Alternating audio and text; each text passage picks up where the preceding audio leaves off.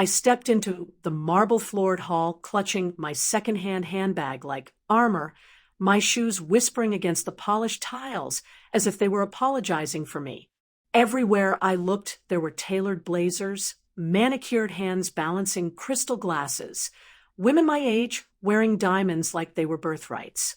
I felt the old tightening in my chest, the familiar reminder that I had never learned how to belong in rooms like this. I was only here because my son had begged me to come to his law school recognition event, saying my presence mattered more than anything, even though I knew he had probably spent weeks worrying about how I would look next to the families of judges and partners. I told myself I didn't care, but the moment I asked a volunteer where to sit and she handed me a stack of folded programs, instead, something inside me cracked. I smiled automatically, the way I always did when people made assumptions about my worth. I had cleaned houses for years, learned how to be invisible in rich homes, how to thank people for kindness they never meant to give. Standing there with paper edges biting into my palms, I wondered how it was possible for the same hands that had scraped together tuition money to now be mistaken for hired help at my own child's milestone. I moved toward the back rows, lowering myself into an empty chair, while families streamed past me without a glance. I watched mothers straighten their daughters' hair and fathers adjust silk ties, and I tried not to shrink. I had raised my son on overtime shifts and faith, telling him that education was the only inheritance I could afford. Every award he earned felt like a brick laid in the bridge between his life and mine, yet here I was still standing on the wrong side of it. As the dean began speaking, I stared at the stage, lights blurring through the sting in my eyes. I told myself I would stay quiet, clap politely, slip out unnoticed like I always did. But something in me felt different tonight, heavier and sharper, like a secret I was finally ready to let surface, even if no one else in this room had any idea what it was yet. I stayed in my seat after the first round of applause, even when the woman beside me gathered her things and whispered thanks in my direction, as if I had helped her find her place. The stack of programs was still on my lap, and I realized nobody had ever come back for them. I could have handed them to an usher, corrected the mistake, but the truth was I had grown tired of correcting people. Years of lowering my voice, softening my posture, learning how to disappear had taught me that invisibility was easier than dignity in rooms built for others. From where I sat, I could see my son in the front section, his shoulders squared in a suit he had bought with his first summer clerkship paycheck. Pride swelled in my chest, thick and aching, but it was tangled with the familiar loneliness of being the only parent in the crowd without a pedigree.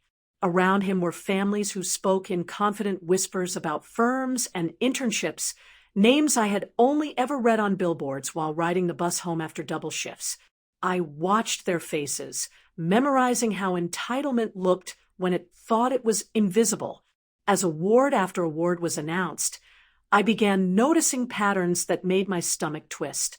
The dean lingered over certain last names, praising legacies and alumni lines, drawing applause that rolled like thunder. When a student from a less decorated background was called, the clapping softened, polite and brief, like a courtesy rather than a celebration. I had spent my life teaching my son to be twice as prepared to receive half as much recognition, and here it was unfolding in real time, dressed in ceremony and Latin phrases. I let myself remember all the nights I had sat at the kitchen table pretending not to be tired while he studied, how I had sold my wedding ring when tuition spiked, how I had told myself none of it mattered, as long as he could one day stand in rooms like this without feeling like an intruder.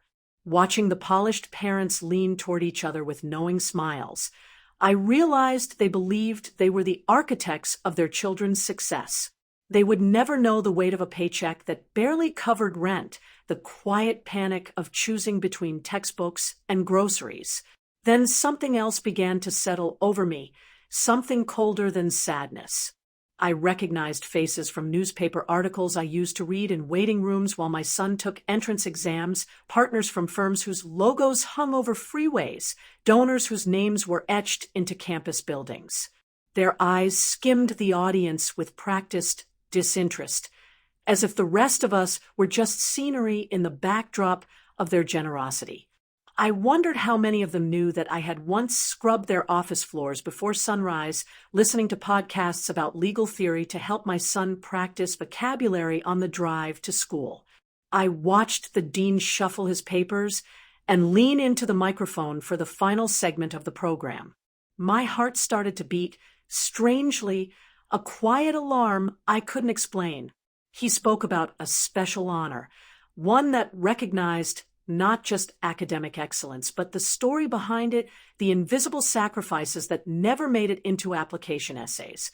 The crowd murmured with curiosity, and I felt my fingers curl tighter around the programs, their corners bending under pressure.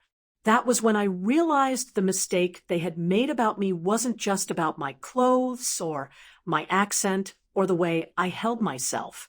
It was about the story they had already written in their heads, a story where women like me didn't belong in seats of honor, only in aisles and corners and behind doors marked staff. I had spent decades letting that story stand because it was easier than fighting it. But as the dean cleared his throat and the room fell silent, I felt the old instinct to shrink finally give way to something else. I was done being the background to my own life, and whatever was about to happen, I wasn't going to hide from it anymore. The dean spoke my son's name first, and the applause rose exactly as expected, proud and controlled, the way people clap when they believe success has followed the proper channels. Then he paused, just long enough for the room to settle, and began describing the woman who had raised him alone, who had worked nights, cleaned offices before dawn, and quietly funded a dream she was never invited to share. With every detail, my spine straightened, my breathing slowed, and I felt hundreds of eyes drifting away from the stage, searching for a face that matched the story. When he finally said my name, the sound of it felt louder than the entire hall. Chairs scraped. Heads turned. The woman who had thanked me earlier froze mid-smile as realization crossed her face. I stood with the program still in my hands, my legs trembling but steady enough to carry me into the aisle that had never been meant for me. The walk to the stage felt like crossing a border I had been told all my life was closed. I didn't look at the donors or the partners or the polished families. I only looked at my son, tears shining in his eyes, pride radiating from him in a way no title ever could. In that moment, the years of invisibility collapsed behind me.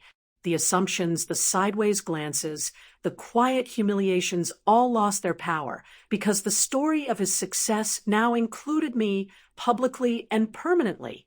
When I returned to my seat, people shifted to make space instead of brushing past.